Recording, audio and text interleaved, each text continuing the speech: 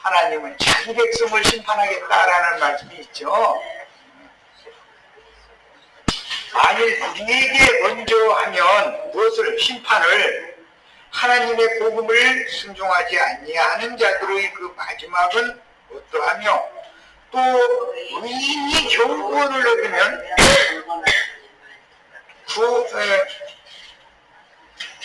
경건하지 아니한 자와 죄인은 의의 소리 없고 그러므로 하나님의 뜻대로 고난을 받는 자들은 또한 선을 행하는 가운데 그 영혼을 이쁘신 창조주께 의탁할지어다.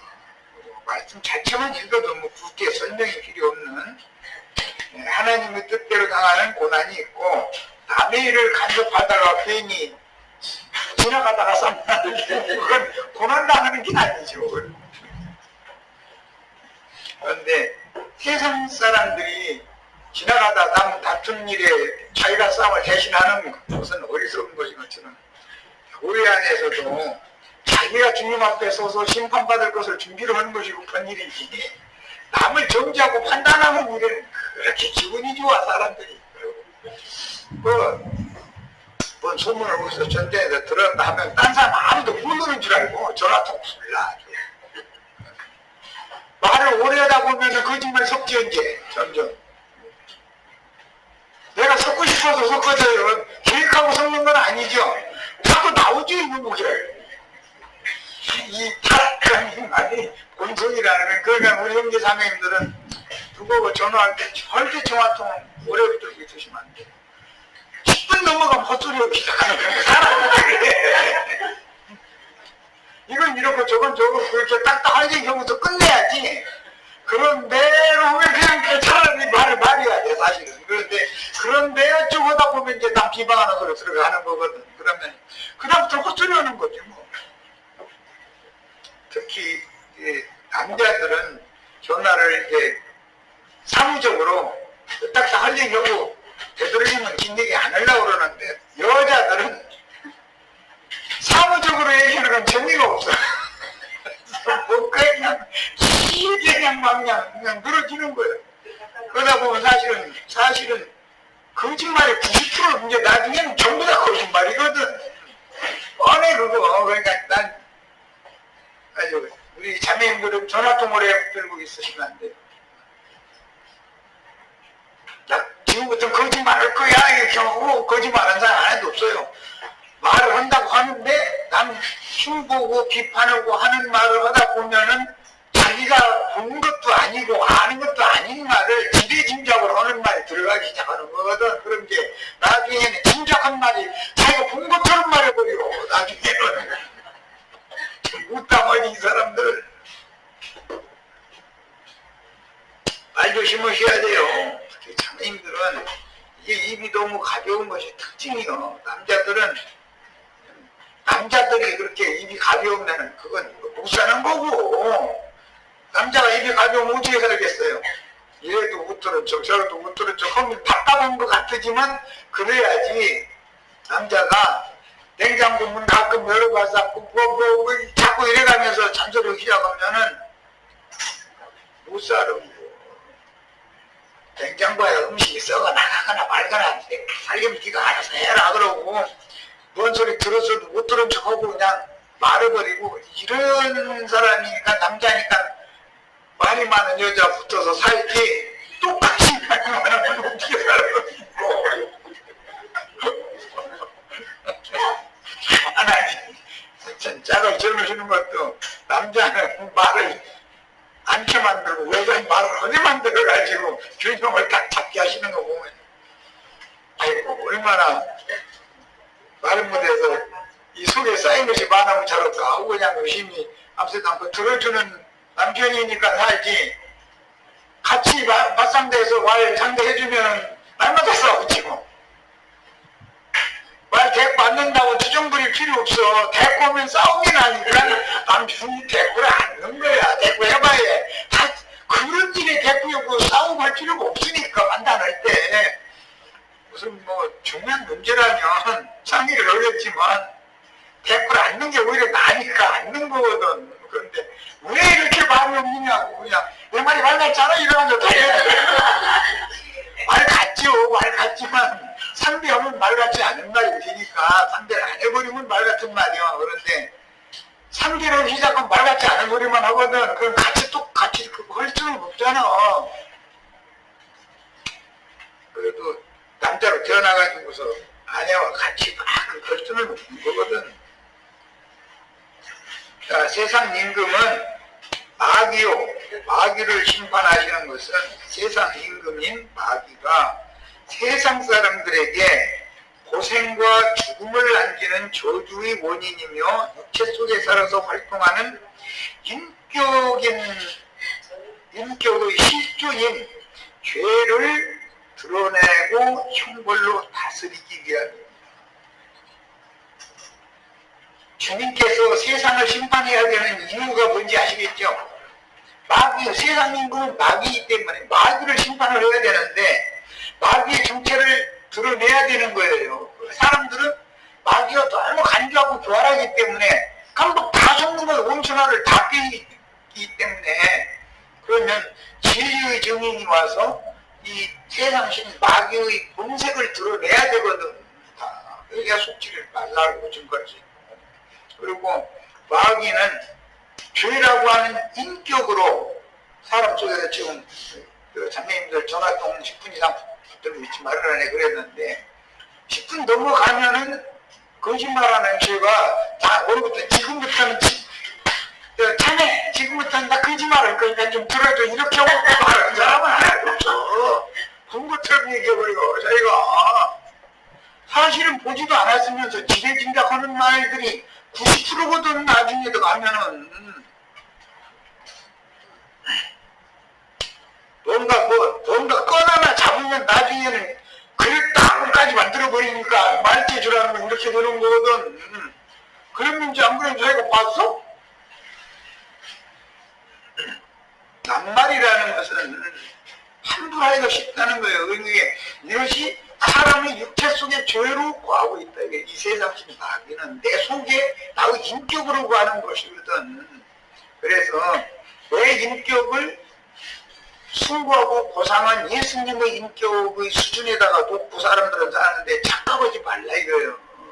나라는 사람의 인격은 이 세상신 마귀가 죄라고 하는 인격으로 내 육체 속에서 나와 함께 연합되어서 살고 있다는 것에 대해서 항상 인식을 하셔야만 매사에 자기를 부인하고 자기 십자가를 지고 주님을 따르라는 말을 그게 뭔 뜻인지를 실천해가면서 살아야 되잖아.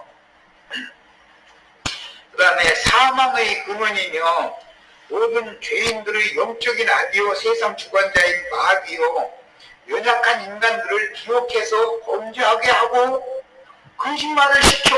마귀가 인격으로 내 속에 구하고 있다니까 거짓말이 자연히 나오는 거예요. 나 지금부터 거짓말 하겠어. 거짓말하는 사람 많아도 거짓말 안 하려고 그러지 사람이. 그런데 전화도 모래 붙잡고 있다 보면 상대방이 그랬어? 그 다음에는 뭐지 이렇게 나오면 그 다음부터 거짓말 섞기 시작하는 거예요. 나중에 끝무렵에 가서는 90%가 거짓말이에요. 거기 진실한 말은 10%도 안 섞여 있어. 마치 본 것처럼 말한다니까. 마치 본 것처럼. 하지마 내 말 믿어라고 그래. 나중에 이제 그래버려. 난 여자들이 하는 말을 잘 안 믿는 사람이야. 자매님 기분 나쁠지 모르지만 마땅히 원래 이상분 할 때는 그 말 드려야 돼. 그런데 3분 넘으면 안 드려야 돼. 그런데 그게 사람 좋아하시고 직성이 풀릴 때까지 해야 무섭다.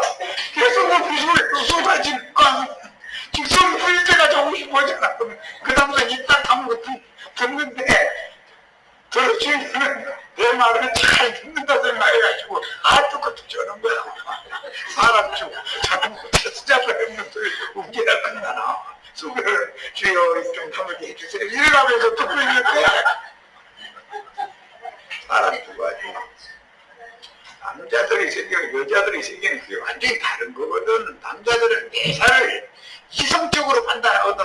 누구의 말을 들어도 그것이 진실일까 아닐까 이렇게 판단하면서 들으려고 그러는데 여자들은 감성적으로 기분 내키는 대로 듣거든. 여자들은 감성적으로 듣거든, 감정적으로 말하고, 남자들은 이게 진실이냐 아니냐, 이 말 속에는 거짓이 혹시 섞어 있지는 않냐, 이런 걸 분별을 하면서 듣거든. 그러니까 구조가 달라. 남자들의 생각과 여자들의 생각은 내 구조 자체가 다른데 어떻게 그래요. 그 아내의 말은 저희 남편분들은 3분 넘으면 듣지 마. 한 귀 듣고 한 귀 해가면서 들으셔야 되는데, 이제 3분이 또 이렇게 하면 이제 싸움나니까 한 귀를 빨고 들어줘야지. 별 얘기도 하네. 그 다음에 하나님의 최고 걱정에서 구속을 이루신 예수 그리스도는 연약하여 넘어진 죄인들을 위한 변호자요, 범죄를 저지르도록 유혹하고 나서, 유혹은 죄가 하는 거예요. 하고 나서 범죄를 해. 그러면은 너 이렇게 죄 졌어? 하고서는 그 다음부터는 하나님의 율법에 걸어서 양심의 참소, 송사를 계속한다 이거예요. 자, 그러면 내가 쓸데없는 생각과 쓸데없는 말과 쓸데없는 짓을 한 것을 검사가 다 조사해가지고, 또 조금 전에 누구한테 전화하는데도 보지도 않고 본 것처럼 말했잖아. 그럼 거짓말을 하는 거잖아. 하면은 얼른 그 깨달아야 되는데, 사람은 자기 변명을 하고 싶어 하거든. 그때는 그 타협으로 들어가는 거거든. 상황이 이랬느니 저랬느니 형편이 그랬느니 이제 이렇게 나가는 거예요. 세상 나라 국회에서 뭐 청문회 장관이나 뭐 국민을 시키겠다고 보면은 청문회 하면 사실 조사를 다 해가지고 까발리죠. 까발리면 본인은 그 말 맞다고 그래요. 사정이 이렇고 이렇다 하고 변명해요. 변명하면은 자기만 수치를 당하는 건데, 그게 우리는 믿는 사람은 네 말이 다 맞다.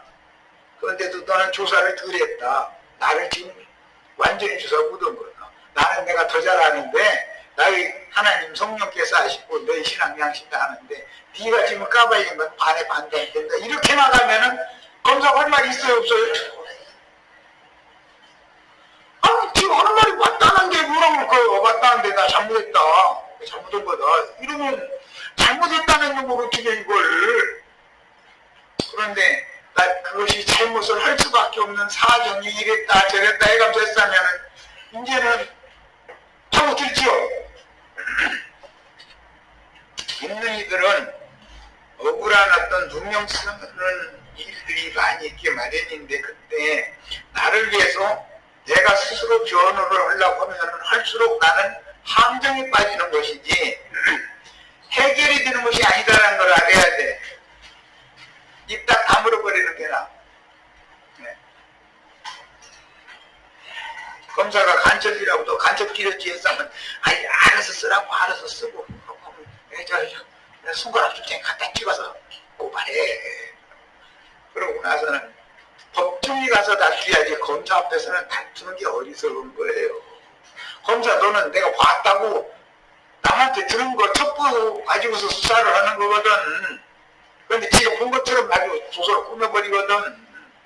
판사 앞에 가서는 이건 보지도 않고 지가 본 것처럼 지금 이게 조서 이렇게 꾸몄는데 증인 불러오라고. 저놈이 지금 본 거 아니고 보고 들은 것도 아니면서 이렇게 조서를 지맛대로 꾸민 거다. 하도 힘들게 하니까 알아서 하라고 한마디 했다고. 그러면 그 판사가 다 듣죠. 판사가 정확하게 판단 내려줄 거 아니야. 그러고서 거기서 검사는 보고 너는 그냥 멀쩡한 사람 말이야. 누구 그래가지고 이렇게 죄인으로 때려잡냐. 이러면은 무죄 판결 받고 나오면 그 검사는 고발해야죠.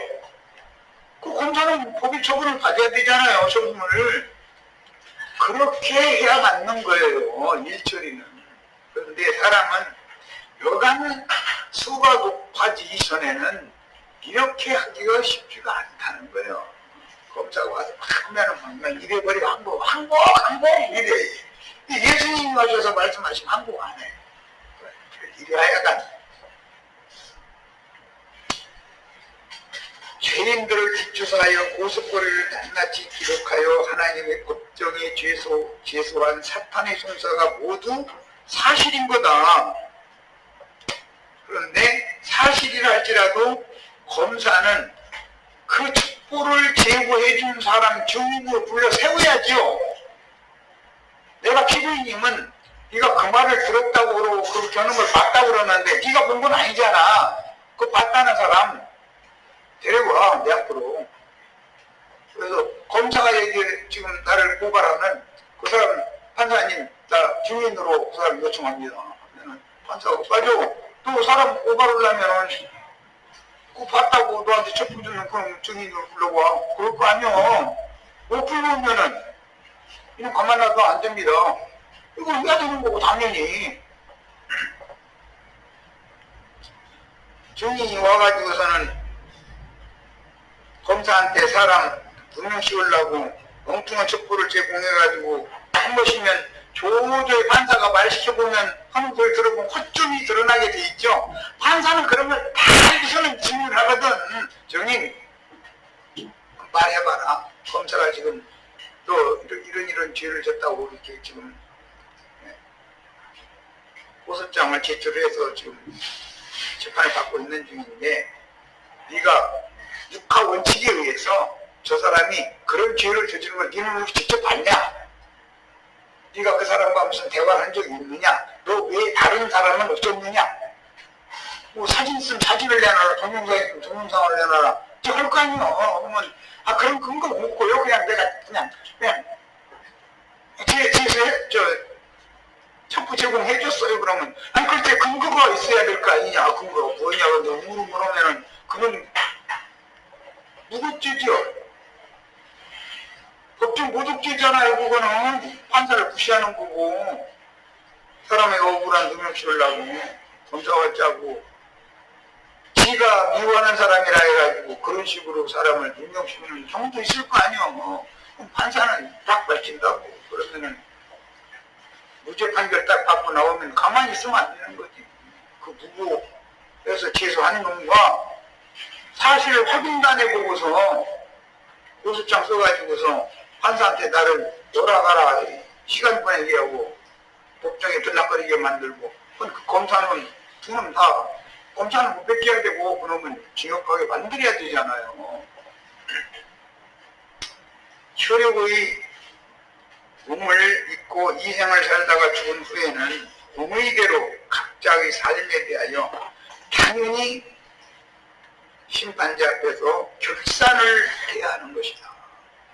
이것을 안 믿으려고 그러면은 그 사람은 예수 믿는 사람이 아니죠. 우리 인생의 삶에 대해서 70년, 70년, 80년, 80년이라는 시간 동안을 허용을 해주시고 그 시간 동안에 네가 한 일에 대해서 다 사탄이 네 뒷조사를 다 해서 내 앞에 지금 제소를 해놨는데 소리가 이만큼 쌓여 있는데 이게 다 사실이냐 물어볼 거 아니에요. 그러면 유구무원입니다. 할 말 없습니다.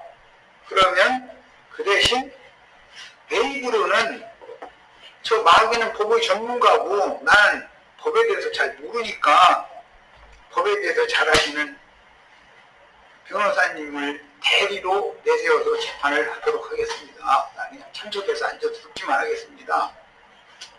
하고 변호사에게 자기 있는 사정 다 구했고 변호사는 뒷조사 더 검사보다 더 철두철미해서 이 사람이 무죄인이라는 것에 대해서 판사 앞에서 입증해 놓으면 검사가 오히려 경고해 있는 것이죠. 고발한 놈이 이렇게 하게 하는 것이 법정 용어로서 이런 거 보고 파라크레토스라고 그래서 이것은 중보자라고 그래요. 보혜사라고 번역이 됐죠. 우리 번역에는 변호자다예요. 변호자. 누가 예수님이 변호자로 내가 재판에 임하려고 하지 말고 누구를 세워야 돼요? 예수님을 변호자로 세워야 된다 이거예요. 그러면 연약한 인간들이 육체 속에서 사람의 인격인 죄로 살며 은밀하게 활동하여 범죄하게 하는 마귀의 정체를 낱낱이 다 밝혀서 멸해하며 죄인들은 긍휼히 여김을 받아서 용서해 주시는 하나님의 공정한 심판에 대하여 정확한 지식을 부여하여 죄악을 심판하고 사람을 불쌍히 여기시는 참 하나님을 바르게 내가 인식을 하고 있어야 다른 사람들한테 전도할 수가 있다. 이사야 38장 14절 나는 제비같이 닭같이 이사야 선지자가 자신을 이렇게 비천에 처한 자로 보는 거예요. 기적이며 비둘기같이 있을 줄며 나의 눈이 쇠약하도록 방망하나이다. 하도 송사를 당했다니까. 이사야 선지자에게 말씀을 앞에서 말씀을 전하면 거짓 선지자들과 율법 제사장들과 왕족들이 하도 박해를 했으니까 하나님 앞에 드린 말씀은 명확하게 있어서 그걸 전도하고 나면 계속 대적을 당하고 박해를 당하다 보니까 자신을 이렇게 한탄하는 거예요. 나는 제비같이 핫같이 지종입니다. 주님 앞에 나 호소한다 그 말이겠죠. 제비 했었죠. 그런데 하늘에다 대고 하소연하는 거잖아요. 기유지. 어디에다가 하소연할 데가 없는 거예요. 온 천지 사람들이 이단놈 나왔다고 이러가면서 다 덕을 씌우는데 어떻게 그 혼자 무슨 짓을 당해. 그러니까 하늘에 하나님 앞에 이렇게 지적일 수밖에 더 있어요. 비둘기같이 있을 줄며 나의 눈이 새하도록 방망하나이다. 나의 원한을 갚아달라고 방망한다 그 말이겠죠. 당연히 여호와여 내가 악죄를 받사오니 나의 중보가 되시옵소서. 그러니까 그럴 때는 누구를 불러야 돼요? 예수님을 불러야 돼요. 죄수. 거기다 호소할 게 없습니다. 온 세상에 내가 아무리 아니라고 나는 그런 일이 없다고 해도 내 말 믿어줄 사람 이 세상에 하나도 없는데 주님은 다 보고 계셨잖아요. 나 그렇다죠. 주님이 나의 중보가 되시옵소서. 이렇게 이사야 선지자가 지금 기도하고 있는 거예요. 뭔 말인지 아셨죠? 이것이 믿는 사람이 되는 거예요. 내가 맞다 드리려고 그러면은 마귀가 나를 이기지 내가 마귀 이길 재주 있어요. 그래서 나를 위한 중보는 여호와 자신이 해주시는데 바로 인자 예수의 피를 근거로 그 영께서 중보해 주시는 것이다. 그래서 내 이름으로 보내실 또 다른 보혜사가 오리라 그랬는데 그 또 다른 보혜사라는 말이 파라크레토스 변호자다. 중재자다. 중보해 주는 자다. 우리는 예수 그리스도의 중재를 받음으로나 사탄의 송사에서 벗어날 수가 있어요. 이것은 믿음이죠. 이제 갈라디아 3장 20절 중보는 한편만 위한 자가 아니니 검사마저 다 들어봐야 된다 이제 이 말이에요. 그렇다고 피부인 편만 들어도 안 되죠. 양쪽만을 다 들어보고 정확하게 판단하는 거지. 오직 하나님은 하나이십니다. 하나님 즉 율법 말씀과 죄인들 사이의 보수자는 사탄이요 중보자는 파라크레토스 변호자라는 이 의미는 예수 그리스도의 성령을 의미하는 것입니다. 주의 성령이 나의 심령이 함께 살아계셔서 있어야만 나의 억울한 사정을 낱낱이 다 변호해 주실 수가 있어요. 야, 내가 잘했다는 것이 아니에요. 나는 그럴 수밖에 없는 죄인인데 예수님이 내가 저지른 모든 죄값을 당신이 피를 흘려 죽임을 당하심으로 대신 다 갚았다. 그 사람 죄 없습니다. 왜? 그가 지은 모든 죄빚은 내가 다 갚아놨지 않습니까? 라고 증거를 딱 제시하면 내가 저지른 죄에 대해서 하나님이 죄값 물어내라고 이주 물어내라고 할 수 있어요? 없어요? 예수를 통해서 나의 죄빚을 죄값을 이미 다 받았는데 그런데 마귀는 나로 하여금 범죄를 하게 하고 범죄하자마자 하나님의 거룩한 말씀에 걸어서 율법에 걸어서 송사를 하는 거예요. 그런데 거기에 함정이 있다 이거예요. 송사할 때 내가 그렇게 안 했어요. 뭐 변명하면 돼야 안 돼요? 변명은 여지도 없죠. 내가 아는 것을 사탄이 와서 뒷조사해가지고 그걸로 다 써가지고서 행위를 기록한 책 딱 갖다 들이대미지는 않을 거 아니야. 다 인정을 하는 것이 진리지.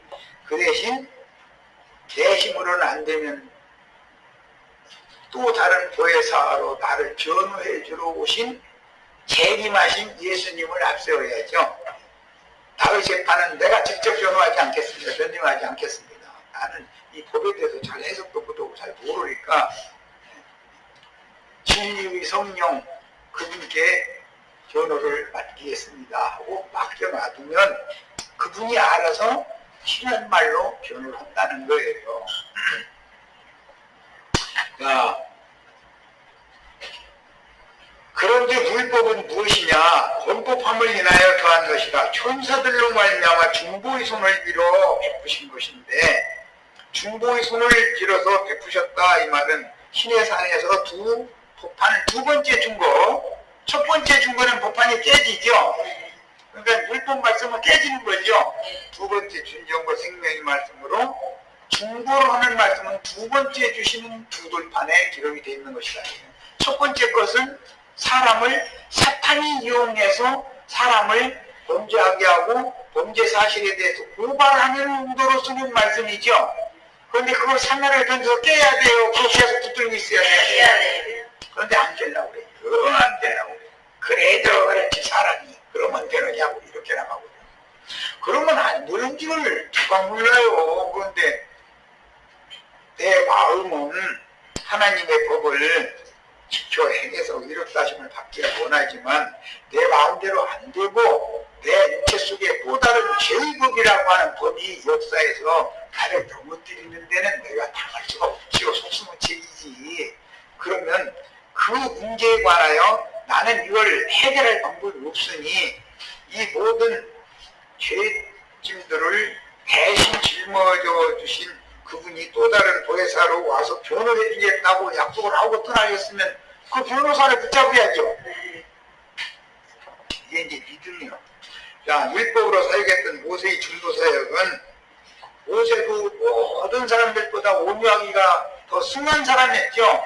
그래서 이스라엘의 범죄하는 여호와 앞에서 모세가 대신 나가서 저들의 죄를 용서해달라고 중보를 했잖아요. 그럼 하나님의 뜻을 또 심판하려다가 돌이키고 이런 얘기가 많이 나오죠. 자, 그런데 모세의 중보 사역보다 더 완전한 중보는 예수님이 하는 거다. 예수 믿은 성령이 형제 자매님들 심령에 살아계시면 형제 자매님들이 형편도 잘 알고 뭐 내가 변명할 필요 없어. 다 잘 알아. 왜 그런 짓을 했어야 됐으면 왜 그런 말을 거짓부렁을 했어야 됐으면 이러면 다 잘 알고 계셔. 예수님은 진실만을 말하는 분이죠. 처음부터 거짓말하는 자요 살인하는 자는 마귀죠. 마귀에게 내가 속아서 마귀에게 미혹당해서 그렇기 때문에 속아서 미혹당한 나는 불쌍히 여김을 받아야 되고 속인 거짓의 애비는 마귀는 심판해야 되는 것이 하나님의 공의로운 법도다 이 말이에요. 이해하셨죠?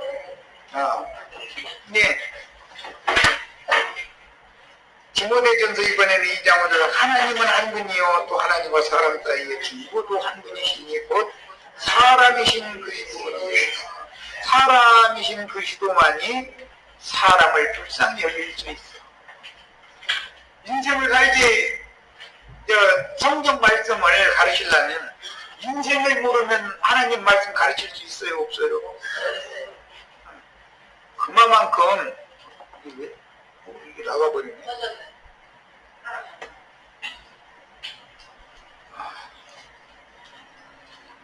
왜 나가요?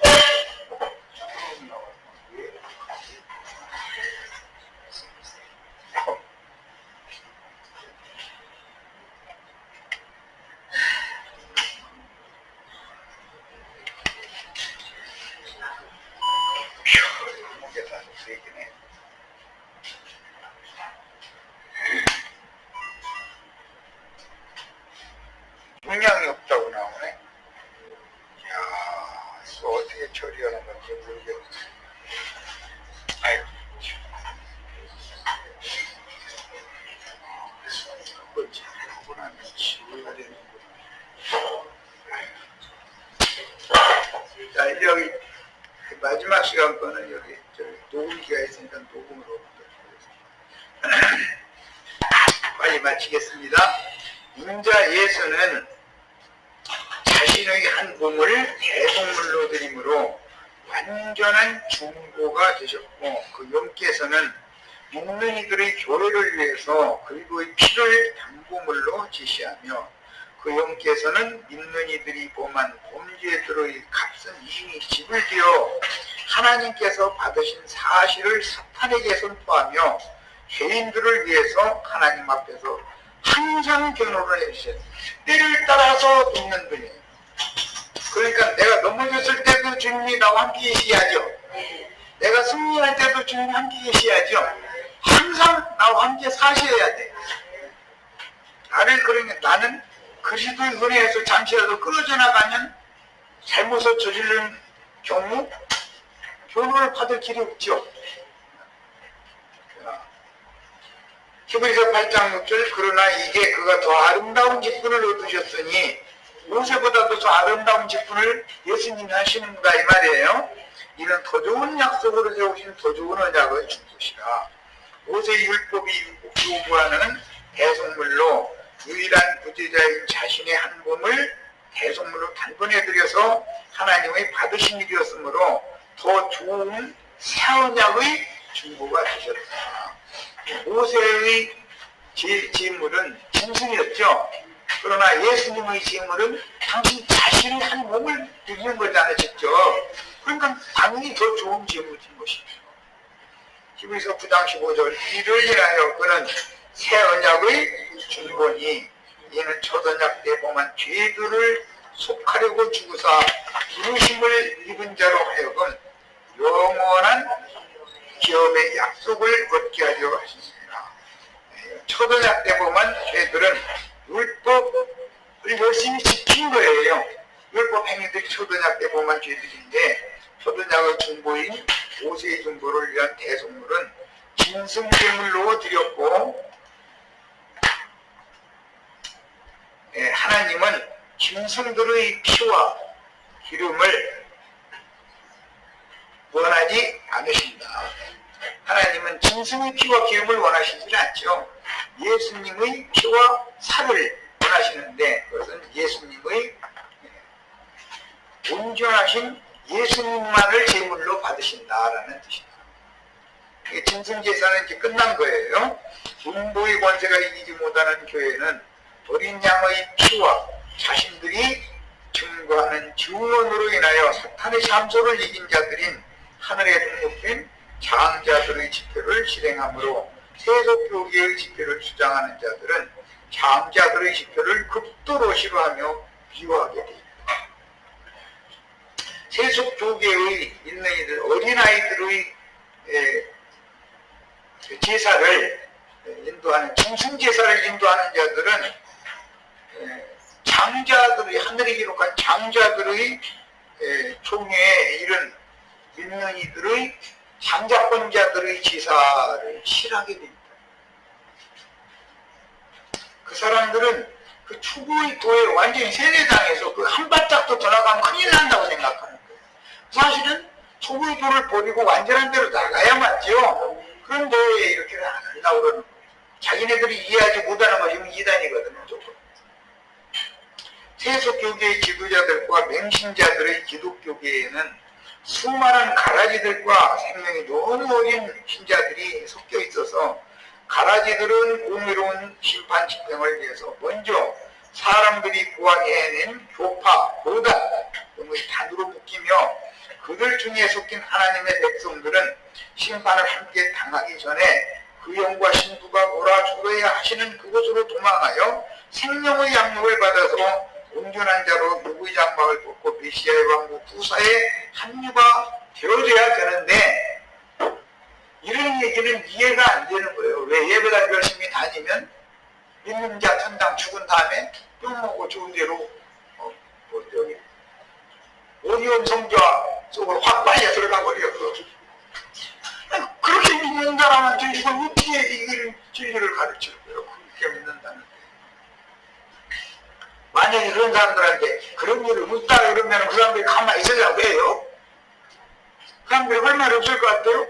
성경 침 붙여가면 이제 성경 자기들의 성경을 맹기 시작하죠? 못 당해. 오히려 예수님 보고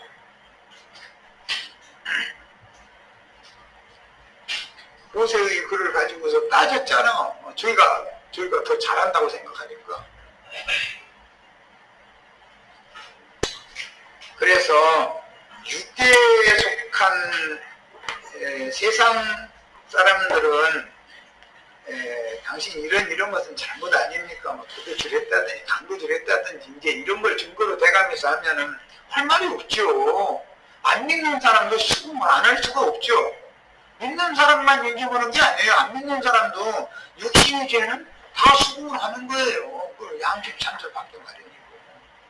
그리고 돌이키기가 쉬워.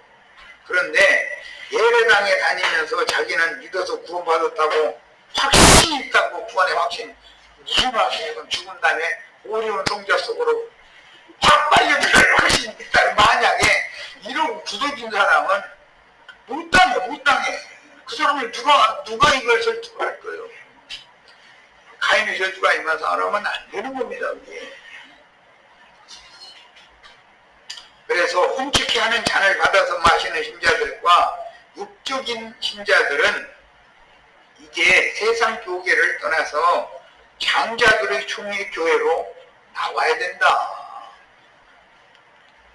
그 다음에 이 세상 주관자는 예수께서 십자가에서 죽임을 당하실 때 이 세상 주관자 마귀는 심판을 이미 받았죠. 진리의 영신 또 다른 보혜사 즉 그 영이 오시면 아직도 심판이 이루어지지 않은 것으로 주장하는 거짓 교리들로 속이는 세상 교계에 이 세상 임금과 세상의 심판 받았어요? 안 받았어요?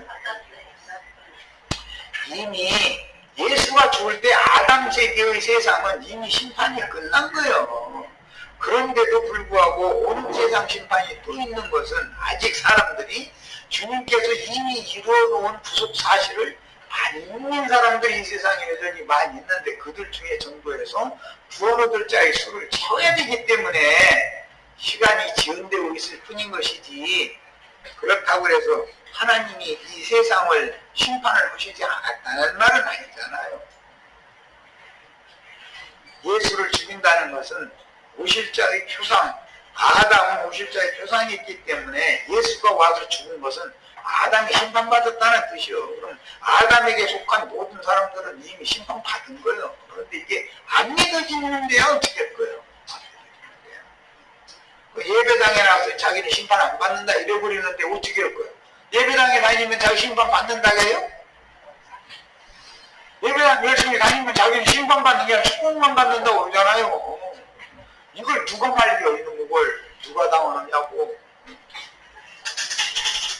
유일한 무죄자여 범죄를 하시도 못하시는 예수께서 자신의 한 몸을 대속물로 드리기 위해 자원하여 자신의 목숨을 내주심으로 십자가 달려 대속제사를 단번에 완성하실 때 하나님은 아담 세계를 이미 심판하셨으니 예수의 시체를 장사함으로 저주받은 처음 하늘과 땅은 이미 심판이 선고가 되었고 구약시대의 예언이 이루어진 거예요.